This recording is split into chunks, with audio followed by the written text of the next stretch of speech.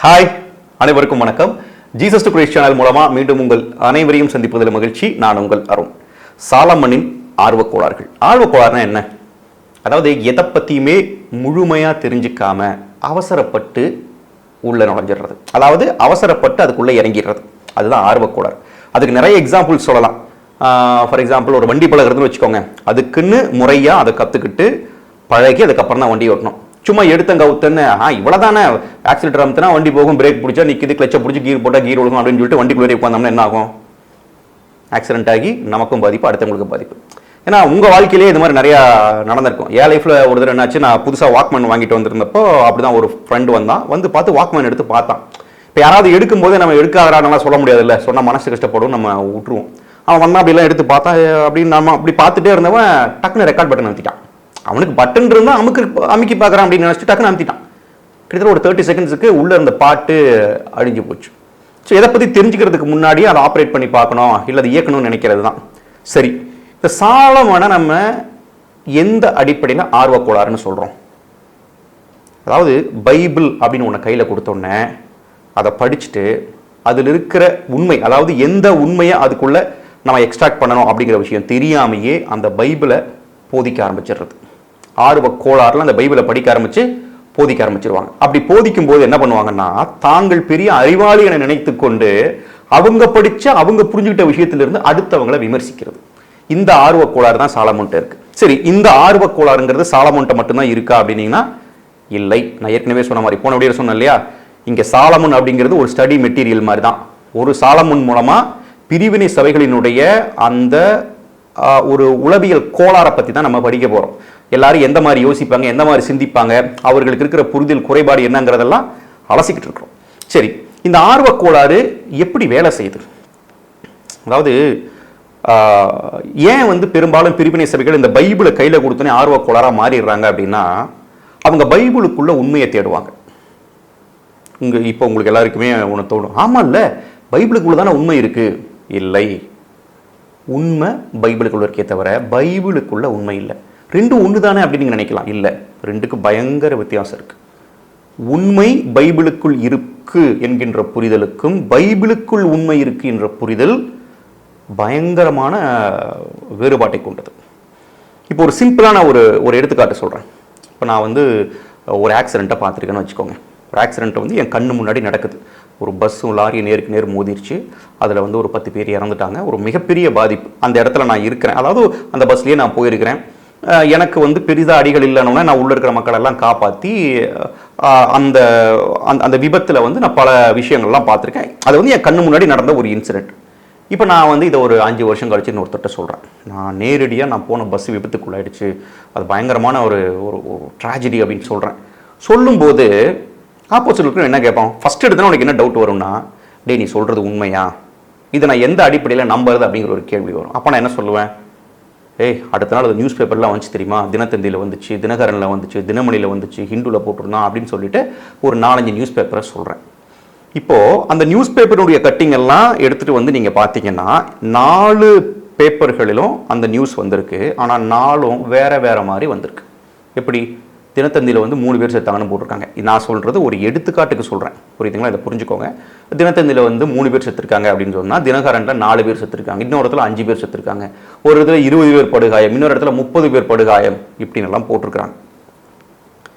இப்போது நான் ஒருத்தர்கிட்ட இந்த விஷயத்தை பற்றி சொல்லும்போது அவருக்கு என் மீது ஒரு சந்தேகம் வருது. நான் சொல்வது சரியா அப்படிங்கிற ஒரு கேள்வி வரும்போது அதற்கு ஆதாரமாக நான் என்ன பண்ணுறேன், ஒரு நியூஸ் பேப்பர் கட்டிங் எடுத்து காமிக்கிறேன். அதாவது இந்த பாரு 4 நியூஸ் பேப்பர்லையும் இந்த செய்தி வந்திருக்கு அப்படின்னு சொல்லி காமிக்கிறேன். ஆனால் 4 நியூஸ் பேப்பர்லையும் வந்திருக்கிற செய்தியெல்லாம் ஒரே மாதிரி இருக்கா அப்படின்னா இல்லை, எல்லாமே வேற வேற மாதிரி இருக்கு.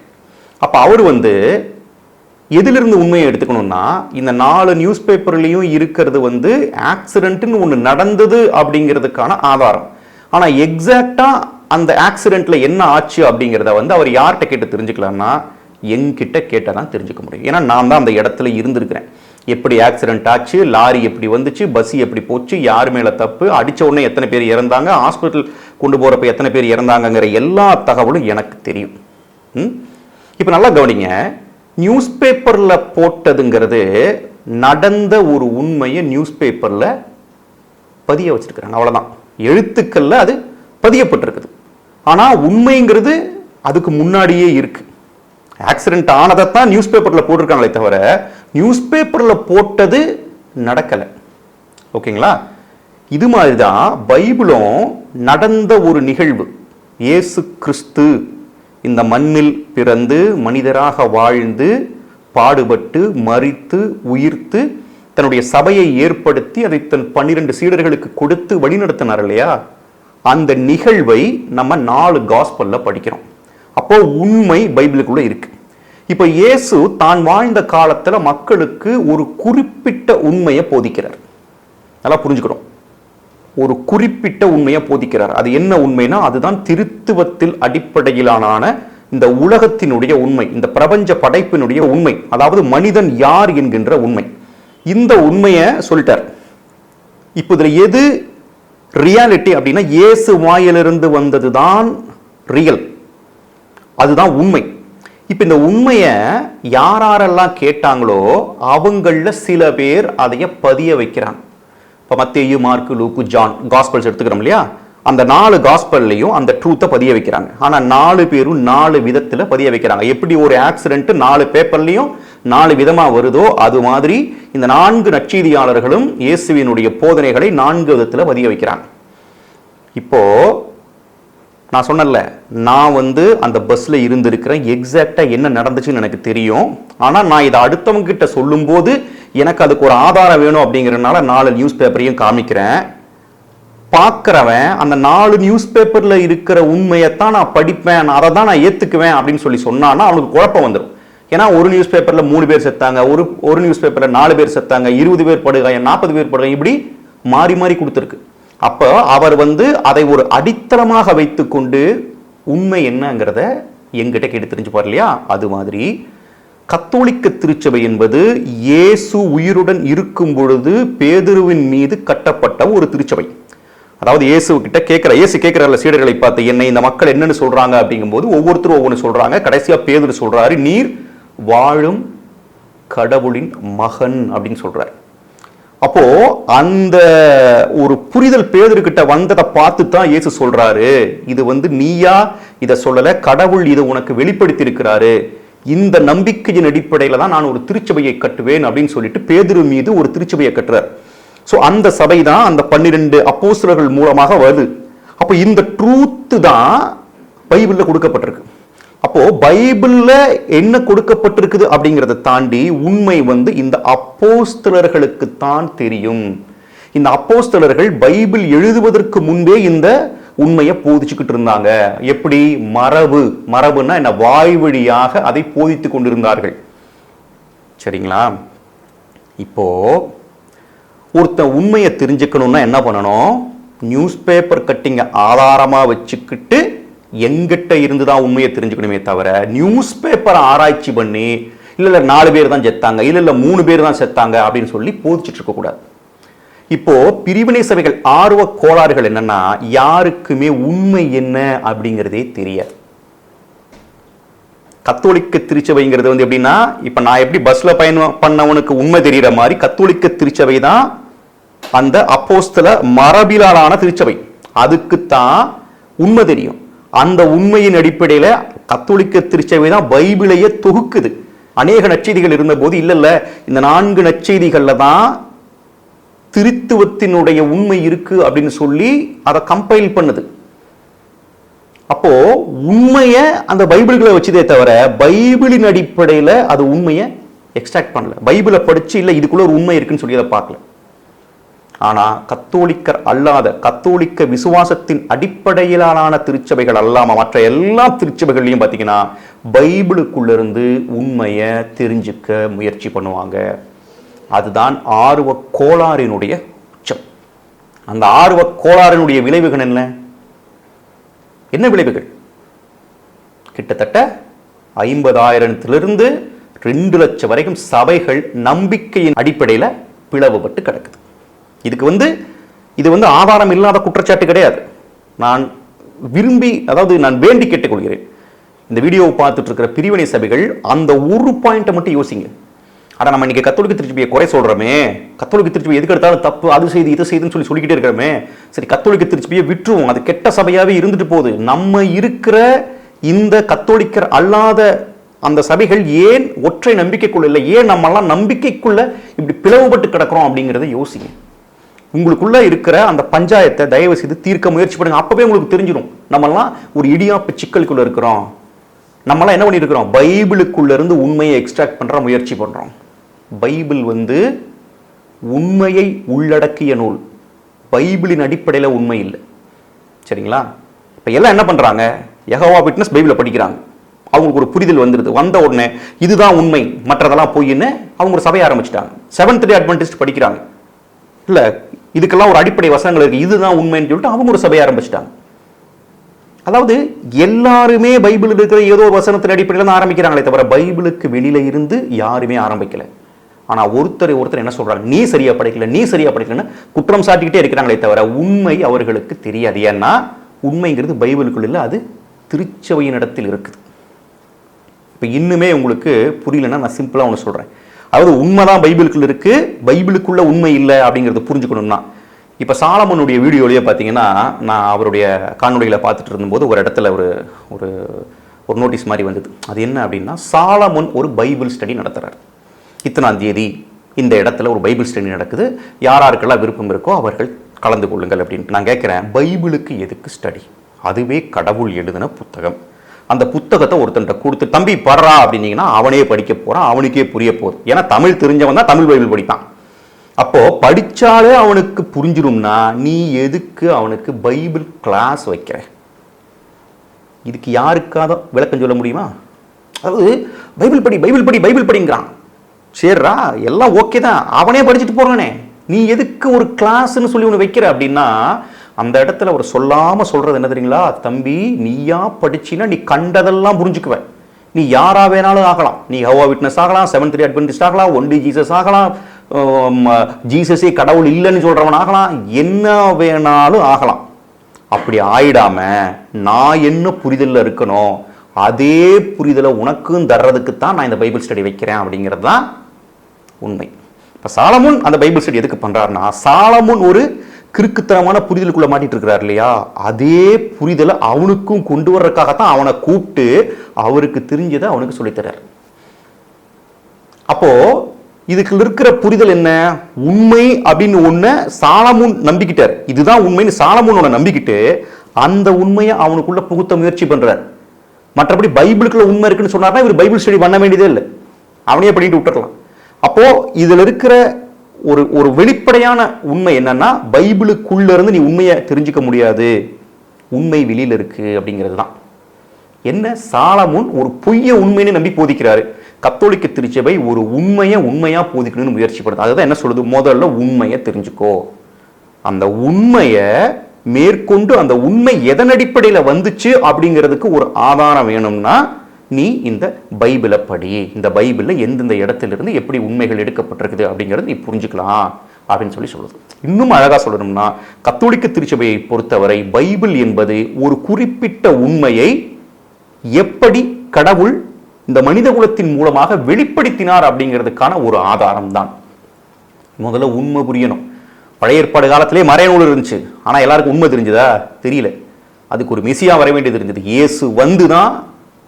இயேசுதான் உண்மையை சொன்னாரே தவிர பைபிள் சொல்லலை. ஒரு மனித புரிதலின் அடிப்படையில் தான் அது மனிதர்களுக்கு தரப்பட்டதை தவிர எழுத்துக்களின் மூலமாக அல்ல.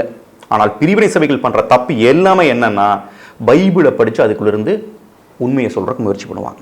சரி, சாலமோனும் பார்த்தீங்கன்னா அப்படி ஒரு ஆர்வ கோளாறுல பைபிளை படிச்சு அவரா ஏதோ ஒன்று தெரிஞ்சுக்கிட்டு அதை மக்களுக்கு போதிச்சுக்கிட்டு அடுத்தவனை குறை சொல்லிட்டு இருக்கிறார். சரி, இதுக்கு முன்னாடி போட்ட வீடியோல ஒரு சில கேள்வி கேட்டிருந்தாங்க. அது என்ன அப்படின்னா, சாலமோன் மிக தெளிவாக பேசுறாரு, ரொம்ப பொறுமையா பேசுறாரு, தன்மையா பேசுறாரு, நீங்க அப்படி பேசலையே அப்படின்னு சொல்லியிருந்தாங்க. அதாவது சாலமோன் தன்மையா பேசுறாரு அப்படின்னு சொல்லி நீங்க நம்பினீங்கன்னா நீங்க அவ்வளவு வெகுளியா இருக்கிறீங்களான்னு எனக்கு தெரியல. ஏன்னா அவருடைய பேச்சுல அவ்வளவு நக்கல் நெய்யாண்டி இருக்கும். நீங்க அந்த வீடியோவை பார்க்கலன்னா நான் லிங்க் கூட கொடுக்குறேன், தயவு செய்து மறுபடியும் போய் பாருங்க. அதாவது தனக்கு எல்லாமே தெரிஞ்சு ஒருத்தங்களை ஏளனமா அப்படி பார்ப்பாங்க தெரியுங்களா, அந்த மாதிரி அவர் பேசுவார். ஆனா என்னன்னா, அவர் ரொம்ப தன்மையா பேசுற மாதிரி பேசுவார். அது மிகவும் மோசமானது. கோபப்பட்டு கூட நீங்க பேசிடலாமே தவிர எல்லாத்தையும் உள்ளுக்குள்ள வச்சுக்கிட்டு அப்படியே சிரிச்சுக்கிட்டே பேசுறதுங்கிறது ரொம்ப அது வந்து ரொம்ப தப்பானது. அதுதான் சாலமோன் பண்ணிக்கிட்டு இருக்காரு. போன வீடியோவில் வந்து நான் சாலமோனுக்கு சரியான பதில் கொடுக்கல அப்படிங்கிற மாதிரி சிலர் சொல்லியிருந்தாங்க. அதாவது நான் என்ன சொல்லியிருந்தேன், இது வந்து ஒரு உளவியல் ஆராய்ச்சி தான் அப்படிங்கிறத தெளிவாக சொல்லியிருந்தேன். அது மட்டும் இல்லை, சாலமோன் கேட்ட கேள்வி எல்லாத்துக்குமே நம்ம பதில் சொல்லியாச்சுன்னு சொல்லியிருந்தேன். ஏதாவது சொன்னால் அதை உள்வாங்க முயற்சி பண்ணுங்க. நீங்கள் வந்து என்ன கேட்கலாம், எங்கே பதில் சொல்லியிருக்கீங்க, அதுக்கான லிங்க் கொடுங்கன்னு கேட்டால் அதில் ஒரு அர்த்தம் இருக்குது. இல்லை நீ பதிலே சொல்லலை அப்படின்னா அது உங்களுடைய அந்த அந்த என்ன சொல்கிறது, ஒரு அமைச்சூரான அந்த மைண்ட் செட்டை தான் காமிக்குதே தவிர ஒரு நல்ல முதிர்ச்சியுள்ள மனிதனை போன்ற நீங்கள் சிந்திக்கலை அப்படிங்கிறது தெளிவாக தெரியுது. ஏன்னா சிலை வழிபாட்டை பற்றி நிறையா ஒரு 4-5 டாபிக் பேசியிருக்கிறோம். அது உங்களுக்கு தெளிவாக புரிஞ்சிருச்சு அப்படின்னா உங்களுக்கு அதுக்கான பதில் கிடைச்சிருக்கும். பார்க்குறேன்னா தயவுசெய்து அதெல்லாம் போய் பாருங்கள். இருந்தாலும் இந்த இடத்துல சாலமோனுக்கும் ஒரு பதில் சொல்லிடுறேன். ஏன்னா இப்போ இந்த ஆர்வக்கோளாறுல பைபிள் படிக்கிறவங்க எந்த மாதிரி படிக்கிறாங்க அப்படிங்கிறதுக்கு உங்களுக்கு ஒரு ப்ரூஃப் வேணும்ல. ஏதோ ஒரு ஆதாரத்தை கொடுத்தா தான் உங்களுக்கு தெரியும், ஆமாடா இதெல்லாம் ஆர்வக்கோளாறுல தாண்டா அப்படி பண்றாங்க அப்படிங்கிறது. அதற்கு சரியான ஒரு ப்ரூஃப் சொல்ல போறேன். அந்த ப்ரூஃப்ல சொல்லாம சொல்றது என்னன்னா, சாலமோனுக்கான பதில். கத்தோலிக்கர்கள் வந்து சிலை வழிபாடு செய்யறாங்களா அப்படிங்கிற ஒரு கேள்வியின் அடிப்படையில் சாலமோன் அந்த வீடியோல பேசியிருக்கிறார் இல்லையா, அந்த இதுக்கான பதிலும். சரி, சாலமோன் அந்த வீடியோல கேட்ட கேள்வி என்ன, இந்த வசனம் சிலை வழிபாட்டை ஆதரிக்கிறதா அப்படின்னு போட்டிருக்காரு. அதாவது என்னன்னா, விடுதலை பண நூல்களில் 20ஆம் அதிகாரத்தில் 18வது வசனத்தை படிச்சு அந்த வசனம் சிலை வழிபாட்டை ஆதரிக்கிறதா அப்படிங்கிற கேள்வியை கேட்டிருக்காரு. இப்போ அவர் என்ன பண்ணிருக்கணும், அந்த வசனத்தின் அடிப்படையில் ஒரு விளக்கத்தை கொடுத்துருக்கணும்.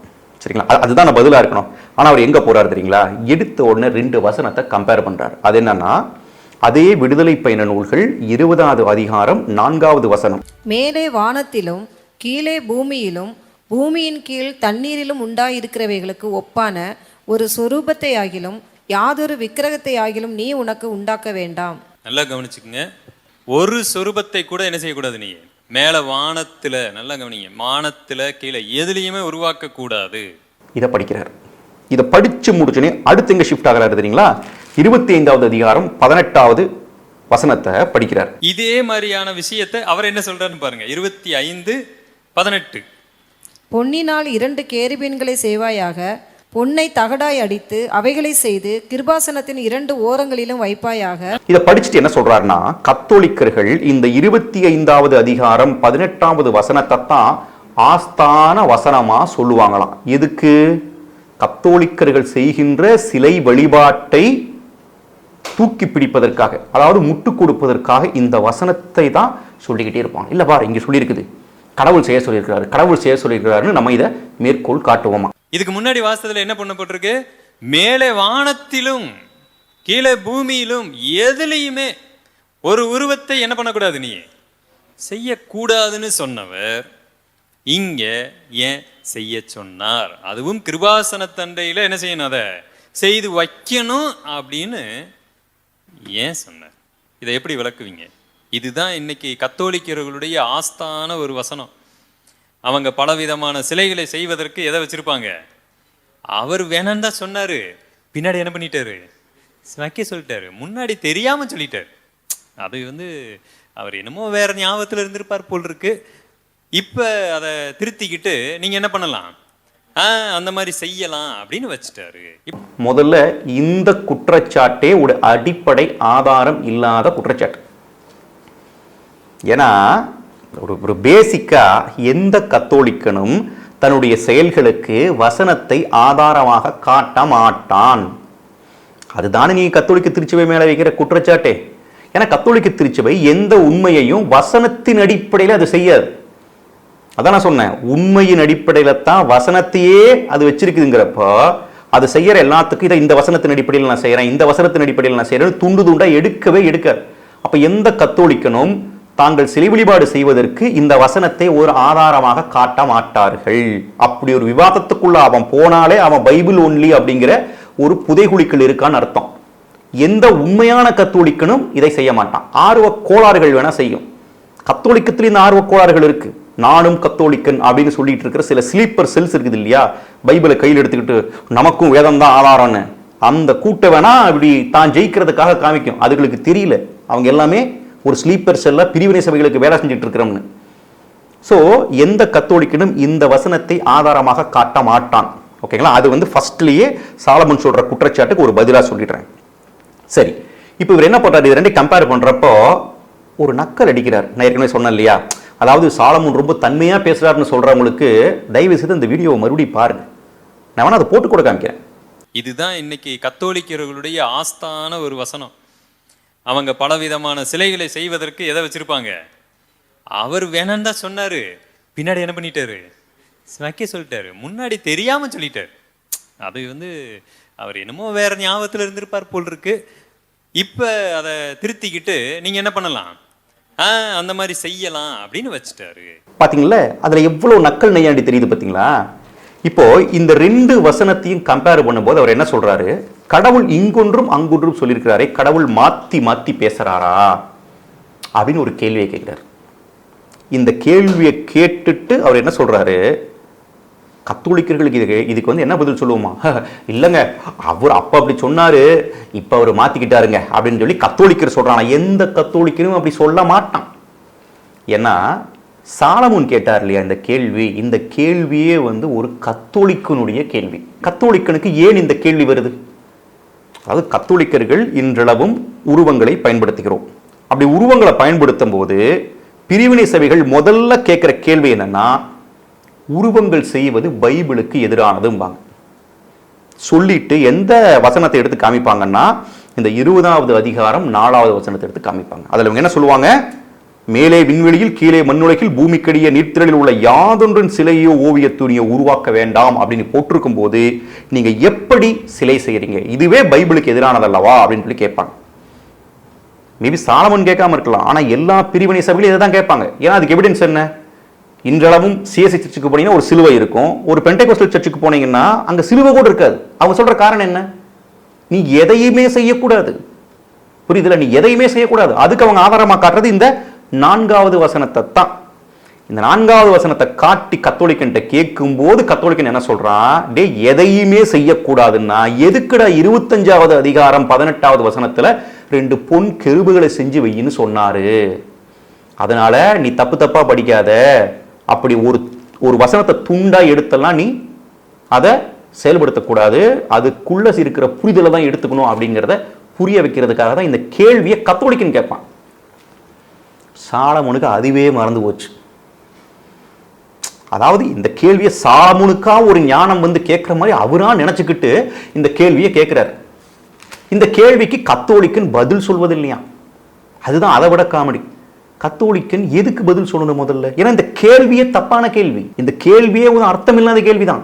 ஆனா இந்த அர்த்தம் இல்லாத கேள்வியை ஏன் கத்தோலிக்கன் கேட்கிறான்னா, அது பிரிவினை சபைகளுக்கு புரியணும் அப்படிங்கிறதுக்காக தான் கேட்கிறமே தவிர எங்களுக்கு அதுல பிரச்சனையே கிடையாது. ஏன்னா இந்த வசனத்தின் அடிப்படையில கடவுள் வந்து 2 கேருபீன்களை மட்டும் தான் செய்ய சொன்னார். ஆனா கத்தோலிக்கர்கள் என்ன பண்றோம், நாங்க இயேசுவுக்கு சிலைகள் வைத்திருக்கிறோம், அன்னை மரியாளுக்கு சிலைகள் வைத்திருக்கிறோம், புனிதர்களுக்கு சிலை வைத்திருக்கிறோம், இப்படி எண்ணற்ற சிலைகளை வைத்திருக்கிறோம்.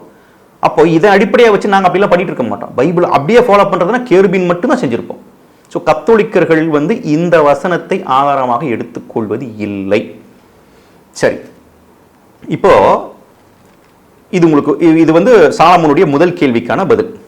அடுத்தது, சாலமோன் ஏதோ இந்த 2 வசனத்தையும் கம்பேர் பண்ணிட்டு அதுக்கு ஒரு பதில் கொடுக்க போறாருன்னு நான் நினைச்சேன். புரியுதுல்ல, ஏன் ஒரு இடத்துல செய்ய வேண்டான்னு சொன்னவர் ஏன் ஒரு இடத்துல செய்ய சொன்னார் அப்படிங்கிற கேள்வியை கேட்டுட்டு அவர் பதில் சொல்ல போறாருன்னு பார்த்தா அவர் 2வது வசனத்தை வச்சு கத்தோலிக்கர்களை விமர்சிக்க ஆரம்பிச்சிட்டார். கத்தோலிக்கர்கள் பதில் சொல்வதில்லை, சிலை வழிபாடு அப்படின்னு சொல்லிக்கிட்டு செகண்ட் ஒரு எக்ஸ்பிளனேஷன் கொடுக்குறார். அந்த எக்ஸ்பிளனேஷன் என்ன தெரியுங்களா, 2 வசனத்துக்கும் உள்ள எக்ஸ்பிளனேஷன் கிடையாது. 4வது வசனத்துக்கு அடுத்து இருக்கிற 5வது வசனத்தை படிச்சுட்டு இது 2க்கும் சேர்த்து ஒரு விளக்கத்தை தராரே தவிர 25வது அதிகாரத்துல ஏன் அப்படி சொன்னாரு, 20ஆம் அதிகாரத்துல ஏன் அப்படி சொன்னாருங்கிறதுக்கான விளக்கமே கொடுக்கல. அவர் என்ன பண்றாரு, 2ஐயும் கிளப் பண்ணி ஒரு புது அர்த்தத்தை கொடுக்கிறார். சாலமோன் அதுல சொல்லியிருப்பது என்னன்னா, அதாவது கடவுள் செய்யாத வழிபடாத அப்படின்னு தனித்தனியா சொல்லியிருக்கிறார் இல்லையா. நான் மீண்டும் அதை படிக்கிறேன், நல்லா கவனிங்க. மேலே விண்வெளியில் கீழே மண்ணுலகில் பூமிக்கடியே நீர்த்திரையில் உள்ள யாதொன்றின் சிலையையோ ஓவியத்தையோ நீ உருவாக்க வேண்டாம். அடுத்தது, நீ அவைகளை வழிபடவோ அவற்றுக்கு பணிவிடை புரியவோ வேண்டாம். இப்படி சொன்னதை சாலமுன் விளக்கம் கொடுக்குறங்கிற பேர்ல எவ்வளவு அழகா அதை மாத்திரா இருப்பாருங்க. இதான் சாலமுனுடைய உளவியல். ஆக்சுவலா சாலமுனை வந்து நீங்க உடைக்கிறது ரொம்ப கஷ்டம். உடைக்கிறதுன்னு அவரு பேசுற விஷயங்களை நீங்க ரீபட்டல் பண்றது ரொம்ப கஷ்டம். ஏன்னா ஒரு விஷயத்தை ரொம்ப தெளிவா சொல்ற மாதிரி சொல்லி உங்களை குழப்பிடுவார். உங்களுக்கே புரியாது, இல்லை கரெக்டா தானே இருக்கிற மாதிரி இருக்கு அப்படிமா. ஆனா ஒரு சின்ன வார்த்தையில எல்லாமே மாறும். எங்க குரலை உயர்த்தணும், எங்க கம்மி பண்ணணுங்கிறது சாலமோனுக்கு தெளிவா தெரியும். இப்ப இந்த வசனத்தை சாலமோன் தன்னுடைய ஸ்டைல எப்படி படிப்பாரு பாருங்க. இது ரெண்டுமே தனித்தனி வசனம், நல்லா புரிஞ்சுக்கோங்க. செய்யாத, ஆராதிக்காத அப்படின்னு 4வது வசனத்தையும் 5வது வசனத்தையும் தனித்தனியா சொல்லியிருக்கிற விஷயத்த சாலமோன் தன்னுடைய ஆர்வ கோளாறுல புரிஞ்சுக்கிட்ட விஷயத்தை ப்ரூவ் பண்றதுக்காக, அதாவது அது சரின்னு ஒருத்தவங்களுக்கு புரிய வைக்கிறதுக்காக எப்படி படிக்கிறாரு பாருங்க. செஞ்சு வழிபடாதன்னு சொல்லிட்டாருன்ட்டாங்க. நல்லா புரிஞ்சுக்கணும். செய்யாத, வழிபடாதாங்கிறது வேற வேற வசனம். ஆனா சாலமோன் எப்படி படிக்கிறாரு? செஞ்சு வழிபடாதன்னு படிக்கிறார். நீங்க பாருங்களேன். எந்த மாதிரியான உருவத்தையும் செய்து, எந்த மாதிரியான உருவத்தையும் செய்து, எந்த மாதிரியான உருவத்தையும் செய்து அதை என்ன செய்யக்கூடாது? ஆராதிக்க கூடாது. பாத்துட்டீங்களா? தெரியுதா? இந்த யுக்தி எல்லாம் தான் எளிய மக்களுக்கு புரியறதில்லை. ஏதோ பைபிள் இருந்து 4 வசனத்தை படிக்கிறாருன்னு சொல்லிட்டு போயிடுறாங்க. இதை விட இவருக்கு ரிபட்டல் போடலாம் அப்படின்னு போடுறப்போ ஒரு வீடியோ பார்த்து, லெந்து நாட்கள் பைபிளில் கிடையாதுன்னு ஒரு வீடியோ போட்டிருக்காருங்க. ஐயோ, எனக்கு உண்மையா படிச்சுட்டு எனக்கு சிரிப்பு வந்துருச்சு. லெந்து நாட்கள் வந்து பைபிளில் கிடையாது, அது வந்து ஏதோ உங்களுக்கு வந்து நீங்க இஷ்டப்பட்டா செஞ்சுக்கலாம், அது வந்து உங்க உடலுக்கு நல்லதுங்கிற மாதிரி சொல்லிட்டாரு. எனக்குன்னா அதாவது அதுக்கு ஒரு வசனத்தையும் காட்டுறாரு, ஒரு 4-5 வசனத்தை எடுத்து படிக்கிறாரு. எனக்கு சிரிப்பு தான் வந்துச்சு. அதுக்கே ஒரு தனி வீடியோ போடணும்னு நினைச்சேன். பார்க்கலாம், டைம் கிடைச்சா நிச்சயமா அதுக்கும் ஒரு வீடியோ போடலாம். ஏன்னா அதெல்லாம் அந்த ஆர்வ கோளாறினுடைய உச்சம். பார்த்துட்டீங்களா? ஏன்னா இது வந்து நான் வந்து என்னன்னா சும்மா வரிக்க வரி ஆர்வ கோளாறுன்னு சொல்லிட்டு இருக்கிறேன்னு நீங்க நினைக்கலாம். நான் சொல்ற எல்லாத்துக்கும் ஒரு எவிடன்ஸே இருக்குங்க. ஏன்னா நான் மறுபடியும் சொல்லிடுறேன். கத்தோலிக்கர்களுக்கு 4 கேள்வின்னு கேட்டார் இல்லையா, அது எல்லாமே ஆர்வ கோளாறுல கேட்டது தான். ஏன்னா ஏன் குழந்தை இயேசு சிலைன்னு வச்சிருக்கிறீங்க? குழந்தை இயேசு ஒரு சிலை வச்சா 14 வயசு இருக்கிற இயேசுக்கு வாலிப இயேசுன்னு வைப்பீங்களா அப்படின்னார். கத்தோலிக்க திருச்சபை வந்து இயேசு பிறப்பதற்கு முன்பும் கடவுள் தான், ஆனா மனித சாயலில் வரணும்னு முடிவெடுத்த உடனே தூயாவின் வழியாக கன்னியின் வயிற்றுல கருவுற இல்லையா, அந்த கருவுற சமயத்தில் இருந்தே அவர் கடவுள் தான் அப்படிங்கிறத மக்களுக்கு சொல்லணும். அப்போ குழந்தை இயேசு அப்படின்னு சொல்றது இயேசு குழந்தையிலையும் கடவுள் தாண்டா அப்படிங்கிறத சொல்றதுக்கு தான். ஆனா இதெல்லாம் புரியாம ஆர்வ கோளாறுல கேட்டார். அடுத்து பயங்கரமா ஒரு கேள்வி கேட்டார். அது என்ன அப்படின்னா, கேள்வியில் குற்றச்சாட்டு வச்சார். கத்தோலிக்க திருச்சபை வந்து 1500களில் பைபிளில் 7 புத்தகத்தை சேர்த்துக்குச்சு அப்படின்னார். அதுவும் இதே மாதிரி ஒரு ஆர்வ கோளாறுல எங்கேயோ அப்படியே ப்ரௌஸ் பண்ணும்போது இந்த மண்டை கழுவுற மாதிரி சில பிரிவினை சபைகள் சில பதிவுகள்லாம் வச்சிருப்பாங்க. அதை படிச்சுட்டு ஆர்வ கோளாறுல கத்தோலிக்க திருச்சபை சேர்த்துக்குச்சுனார். அப்புறம் நமக்கு தகுந்த ஆதாரத்தோடு அதுக்கு ஒரு விளக்கம் கொடுத்தோம். இல்லை 1500களில் மார்ட்டின் லூத்தர் தான் அதை நீக்குனாரு, அது வரைக்கும் இது பைபிளுக்குள்ள தான் இருந்துச்சு அப்படின்னு சொல்லி தெளிவாக சொல்லியிருந்தோம். அடுத்து ஆர்வ கோளாறுல இன்னொரு வீடியோ போட்டார். அது என்னன்னா, இந்த பேதுருவின் மீது சபையை கட்டல அப்படிங்கிறதுக்கு இவர் ஒரு புது ஆராய்ச்சி பண்றாராம். அதாவது எப்பவுமே ஒரு பெரிய பைபிள் ஸ்காலர் மாதிரியே காட்டிக்குவார். பயங்கரமா நான் வந்து இந்த என்ன சொல்றது, நான் படிக்கும் பொழுதே இந்த எபிரேய கிரேக்க புத்தகத்தில் இருந்தெல்லாம் ரெஃபரன்ஸ் எடுத்து படிப்போம்ல, அந்த மாதிரி அதில் வந்து அவ்வளவு கான்ஃபிடென்ட்டாக ஒரு விளக்கம் தராரு. என்ன அப்படின்னா, இந்த பெட்ரா அப்படின்னா கல், அதாவது சின்ன கல் பெரிய கல் அப்படின்லாம் சொல்லிட்டு ஒரு விளக்கம் சொன்னார். அதுவும் பார்த்தீங்கன்னா சாலமோனுக்கு முன்னாடியே ஏதோ ஒரு பாஸ்டர் அந்த விளக்கத்தை கொடுத்துருந்தார். அவர் அதை காப்பி அடிச்ச மாதிரி வாங்கி அதை இவர் போதிக்க ஆரம்பிச்சிட்டார். கடைசியில் என்னன்னா எங்களுக்கு அதெல்லாம் பார்க்கும்போது சிரிப்பு தான் வந்துச்சு. அதான் சொன்னார்ல, ஆர்வ கோளாறுல எதை பேசுறேன்னே தெரியறது இல்லையாடா அப்படின்ட்டு. ஏன்னா நீங்கள் ஒரு பிரிவினை சபை, அதான் நான் சொல்கிறது ஒரு ப்ராட்டஸ்டன்ட் பிரிவினை சபைகள்னு, ஸோ அதை நான் அப்படி தனித்துவமாக சொல்ல, ஒரு ப்ராட்டஸ்டன்ட் சபை போய் கேட்டிங்கன்னு வச்சுக்கோங்களேன், அதில் இருக்கிற ஸ்காலர்ஸ் எல்லாம் தெளிவாக சொல்லுவாங்க, இல்லைங்க திருச்சபை வந்து பேதுருவின் மீது கட்டின திருச்சபை தான், அதில் மாற்றமே இல்லை அப்படின்னு தான் சொல்லுவாங்க. ஆனால் அதில் இருக்கிற ஒரு அடிப்படை விஷயம்னா, இயேசு கிரேக்கத்தில் பேசல, அவர் பேசுனது வந்து அரமாயிக். ஸோ அரமாயிக் மொழியில் பேசுனது கிரேக்கத்தில் கன்வெர்ட் பண்ணும்போது அவங்களுக்கு ஆண்பான் பெண்பால் பிரச்சனை இருக்கிறனால அவங்க அப்படி எழுதியிருப்பாங்க. அதை ஏதோ இயேசுவே அப்படித்தான் சொன்ன மாதிரி உலகம் கொடுத்துட்டு இருக்கார். இதுதான் ஆர்வ கோளாறு. இதே ஆர்வ கோளாறுல அடுத்து ஒரு கேள்வி கேட்டார். அது வந்து ஜான் ஹஸை கத்தோலிக்க திருச்சபை எரிச்சு கொன்றுச்சு. ஜான் ஹஸ் யாரு? அவர் யாருடைய சீடர்? அவர் என்ன பண்ணார்? அவர்கிட்ட இருக்கிற பொலிட்டிக்கல் இன்ஃப்ளூயன்ஸ் என்ன? அதுக்கு பின்னாடி அவர் கொல்லப்படுவதற்கு பின்னாடி இருந்த ஒரு ஒரு காசு இருக்கும் இல்லையா, அதெல்லாம் என்ன அப்படிங்கிறதெல்லாம் சுத்தமாக தெரிஞ்சுக்கவே இல்லை. அளவு குடரில் பேசிட்டாரு. அதுக்கும் ஒரு வீடியோ போட்டேன், பட் அது நான் டெலிகாஸ்ட் பண்ண முடியல, சில அதாவது டைம் இல்லை, அதனால அப்படியே விட்டுட்டேன். ஸோ ஃபைனலாக கேட்ட கேள்வி தான் இந்த கேள்வி. என்ன, இந்த வசனத்தின் அடிப்படையில் தான் கத்தோலிக்க திருச்சபை சிலை வழிபாடு பண்ணுது அப்படிங்கிற ஒரு கேள்வியில் குற்றச்சாட்டு வைக்கிறார். ஸோ இது எதுக்காக சொல்கிறேன்னா, சாலமன் வந்து ஆர்வ கோளாறு அப்படிங்கிறத அப்பப்போ காமிச்சிக்கிட்டே தான் இருக்கிறார். அதனால தான் அவருக்கு வந்து ஒரு இந்த பட்டமே கொடுத்துருக்குறார், ஆர்வ கோளாறுங்கிற பட்டத்தை. சரி, நம்ம விஷயத்துக்குள்ள வந்துடுவோம். ஸோ இந்த 2 வசனத்தையும் படிச்சுட்டு இதுக்கு ஒரு விளக்கம் கொடுக்கணும். இந்த விளக்கம் கொடுக்காம கத்தோலிக்க திருச்சபையை குற்றச்சாட்டிட்டு அவர் என்ன பண்ணுறாரு, அவருடைய பதில அப்படியே நாசுக்கா பைபிள் வசனத்தை மாற்றி ஒரு விளக்கம் கொடுக்குறாரு. தப்பு தானே? சிலை செய்யாதே அப்படின்னு ஒரு வசனமும், அதை ஆராதிக்காதே அப்படின்னு ஒரு தனித்தனி வசனமா இருக்கிற விஷயத்தை செஞ்சு ஆராதிக்க கூடாதுன்னு தான் கடவுள் சொல்லியிருக்கிறாரு. அப்போ செய்யலான்னு சொல்லியிருக்கிறாரு அப்படின்னு சொல்லிட்டார். அதான சொல்றாரு அவரு. கடவுள் சிலை செய்வதனால பிரச்சனை இல்லை, ஆனா அதை நீ ஆராதிக்கத்தான் கூடாதுங்கிற மாதிரி அதை டைவர்ட் பண்ணி கொண்டு போய் அந்த சிலை செய்யறதை எதோட ஒப்பிடுறாரு. அவர் வீட்டில் பூனைக்குட்டி போட்டோ வச்சிருக்கிறாராம், அவங்க அப்பா போட்டோ வச்சிருக்கிறாராம், அழகான மயில் சிலை வச்சிருக்கிறாராம். இதெல்லாம் சொல்லி நீர்த்து போக வச்சுட்டார், டைல்யூட் பண்ணிட்டார். ஆனால் ஒரு அழகான சித்திரத்தை வரைவதற்கோ, ஒரு அழகான ஒரு சிலையை எடுத்து அழகுக்காக வீட்டில் வைப்பதற்கோ ஆண்டவர் எதிரி அல்ல. என் வீட்டில் ஒரு மயில் ஒரு சிலை, இப்போ மயில் சிலை சில மதத்துக்கான சிலையாக போயிருச்சு, ஆனால் மயில் சிலை எனக்கு பிடிச்சிருக்கு. இப்போ நான் அழகுக்காக அந்த இதை வச்சுக்கிட்டேன்னா பார்க்குறவங்க வேணால் இடரல் அடைவாங்க, அதுக்காக நான் தூக்கி போடலாமே ஒழிய. ஆனால் அது யாரும் இடரல் அடையாவிட்டால் எனக்கு அதனால பிரச்சனை இல்லை. அது வைக்கிறதுனால மிகப்பெரிய பாவம் வந்து விட போவதில்லை. இப்போ ஒரு நல்ல பைபிள் நாலேஜ் உள்ளவன் என்ன பண்ணியிருப்பான்னா, இந்த வசனத்தை எடுத்து இதுக்கு ஒரு எக்ஸ்பிளனேஷன் கொடுத்துருப்பான். அதை செஞ்சாரா? எல்லாருக்கும் என்ன, கத்தோலிக்க திருச்சபையை குறை சொல்லியாச்சு. ஏன்னா கத்தோலிக்க திருச்சபை சிலை வழிபாடு செய்து அப்படிங்கிறது உங்க சப்கான்சியஸ் மைண்ட்ல பதிஞ்சிருக்கு. சாலமன் கத்தோலிக்க திருச்சபை பத்தி பேசினாலே ஓ கரெக்டாக பேசிட்டாருன்னு சொல்லிட்டு நீங்க முடிவுக்கு வந்துடுறீங்க. சரி, அப்போ இதுக்குள்ள இருக்கிற உண்மையை அதை நம்ம ஆராயணும்ல. நான் பாட்டுக்கு சாலமன் குற்றச்சாட்டு சொல்லிட்டு போயிட முடியாது. நான் விளக்கம் கொடுக்குறேன், அது சரியான மட்டும் நீங்க ஆராய்ந்து பாருங்க. ஃபர்ஸ்ட் விடுதலை பயணம். விடுதலை பயணம் 20வது அதிகாரம் 4வது 5வது வசனத்தில் உள்ள அர்த்தம் என்ன?